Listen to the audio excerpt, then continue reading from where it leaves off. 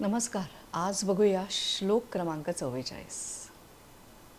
मना रे जनी मौन मुद्रा धरावी, कथा आदरे राघवाची करावी, नसे रामते धाम सोडून द्यावे, सुखा लागी आरण्य सेवित जा.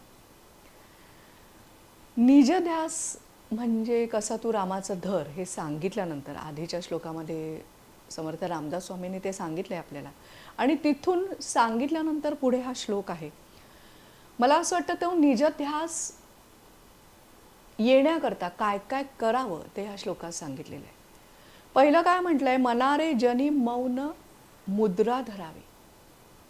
आता वरवर बघता म्हणेल, अरे बापरे, म्हणजे लोकांमध्ये वावरताना काही बोलायचंच नाही, असं कसं शक्य आहे? शक्यच नाही. आपल्याला तर सगळ्यांशी सगळं बोलायला आवडतं, डिस्कस करायला आवडतं, आणि हे काय मनारे जनी मौन मुद्रा धरावी. आता ह्याच्यामध्ये मौन म्हणजे मला जे वाटतं ते मी सांगते. मौन म्हणजे ह्याची त्याची हेटाळणी करणं किंवा कोणाला तरी जज करून त्याच्याविषयी बोलत राहणं, वाईट साईड बोलत राहणं, किंवा कोणाला नावं ठेवणं, कोणाला टोचून बोलणं, हे सगळं करण्यापेक्षा आतल्या आत रामनाम तू घेत राहणं हे महत्त्वाचं आहे, असं समर्थ रामदास स्वामींना सांगायचं असं. कारण मौन म्हणजे मला असं वाटतं इथे वायफळ बडबड करू नका, उगाच ह्याचं त्याचं करू नका, कुणाविषयी काही वाईट बोलू नका. मनामध्ये सुद्धा तुमच्यामध्ये मनामध्ये सुद्धा इतरांविषयी वाईट तुम्ही विचार आणू नका. हे असं सगळ्यात कठीण काम पहिल्याच ओळीमध्ये रामदास स्वामींनी सांगितलेलं आहे की हे निजध्यास जर तुला धरायचं असेल तर तुला काय करायला लागेल, पहिलं काय आवरायला लागेल तर तुझं तोंड, आणि त्याच्याकरता मौन ठेवणं हे अत्यंत गरजेचं आहे. मौन ठेवणं म्हणजे तोंड बसून तोंड बांधून राहणं असं नाही आहे, तर जी वायफळ बडबड आहे किंवा नको ते बोललं जातं ते टाळावं असं त्यांना सांगायचं असावं. दुसरं वाक्य आहे, कथा आदरे राघवाची करावी. म्हणजे राघवाची, परत एकदा जसं ते सांगतात तसं की राघवाची आदर करावा किंवा राघवाची कथा करावी, म्हणजे राघवाची कथा ऐकावी.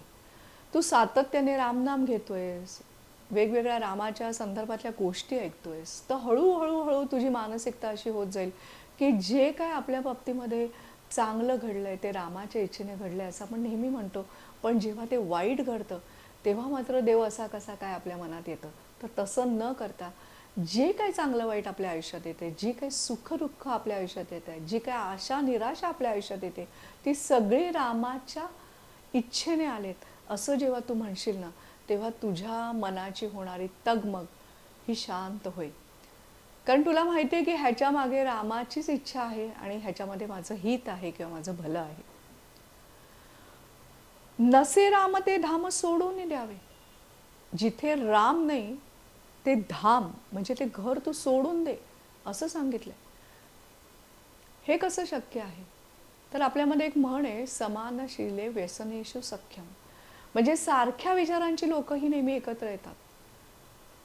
म्हणजे जिथे रामनाम घेत नाहीत असं घर असेल की जिथे या रामाची भक्ती होत नाही, जिथे या रामनामाचं महत्त्व त्यांना माहिती नाही, अशा लोकांमध्ये तू राहू नकोस. आणि अशी जर कोणी लोक तुझ्या संपर्कात आली तर त्यांच्यापासून अलिप्त हो. कारण ह्याच्यामध्ये राहून, अशा लोकांमध्ये राहून तुझी जी काही आत्तापर्यंत तू कमवलेलं आहेस रामनाम घेऊन ते सगळं वाया जाईल, आणि आधीच संभ्रमित असलेल्या मनाला आणखीन संभ्रमित होण्याचं काम होईल. त्यामुळे तू असं अजिबात करू नकोस. नसे राम ते धाम सोडून द्यावे. कसलाही विचार करू नकोस पुढचा मागचा की त्यांना काय वाटेल, हा काय म्हणेल, तो काय म्हणेल. जिथे रामनाम नाही तिथे तू जायचं नाहीस. आणि तुझं जे काय एकतंत्राने चाललेलं आहे नामस्मरण करणं, निजध्यास जो तू घेतलेला आहे तो तसाच जर कायम राहायला हवा असेल तर हे तुला करायला लागेल. आणि सगळ्यात शेवटचं वाक्य आहे की सुखा लागी आरण्य सेवित जावे. म्हणजे जर तुला सुख हवं असेल तर काय कर, तर वनात निघून जा. तर हे करणं शक्य आहे का आपल्याला? नाही. म्हणजे मग ह्याच्यामागे आणखीन काहीतरी गर्भित अर्थ असेल नाही का? वनामध्ये निघून जा म्हणजे काय? तुम्हाला माहिती आहे, आपण म्हणतो बघा हल्ली मला ना मी टाईम मिळत नाही, माझा स्वतःचा असा वेळ मिळत नाही. काय आहे मी टाईम म्हणजे? तर आपणच शांतपणे बसतो, आपल्या एकूण सगळ्या आपल्या आयुष्यात घडलेल्या घटनांचा आपण मागोवा घेतो, थोडंसं त्रयस्थपणे त्या गोष्टींकडे बघतो. आपलं काही चुकलं नाही ना असं बघतो.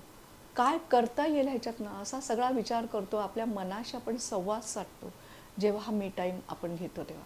हा आपला वेळ असतो, पूर्ण आपला वेळ. बाहेरच्या कोलाहलापासून एकदम बाजूला असे आपण असतो आणि फक्त आपल्या मनात काय चाललंय, आपल्या आतमध्ये नक्की काय साठलंय किंवा काय समोर आलंय आणि आपण ह्याच्यातनं कसं बाहेर पडायचं हे शांतपणे विचार करण्याकरता म्हणून हा मी टाईम आपल्याला मदत करतो. हा मी टाईम तू घे. म्हणजे काय, तर वनामध्ये निघून गेल्यानंतर जशी सगळ्या आजूबाजूच्या कोलाहलापासून शांतता तुला असेल, तसा तो एक शांतीचा वेळ तू स्वतः करता काढ. म्हणजे जे काय तू रामनाम आजपर्यंत घेतलेलं आहेस, जे काय तू मौनामधून बरंच काही साध्य केलं आहेस, ते तुला स्वतःच्या अंगामध्ये मुरवण्याकरता लागणारा जो वेळ आहे ते तू घे.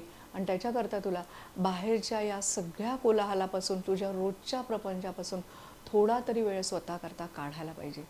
असं ह्याच्यातनं रामदास स्वामींनी सुचवलं असावं असं मला वाटतं. चला तर मग आज इथेच थांबूया. धन्यवाद.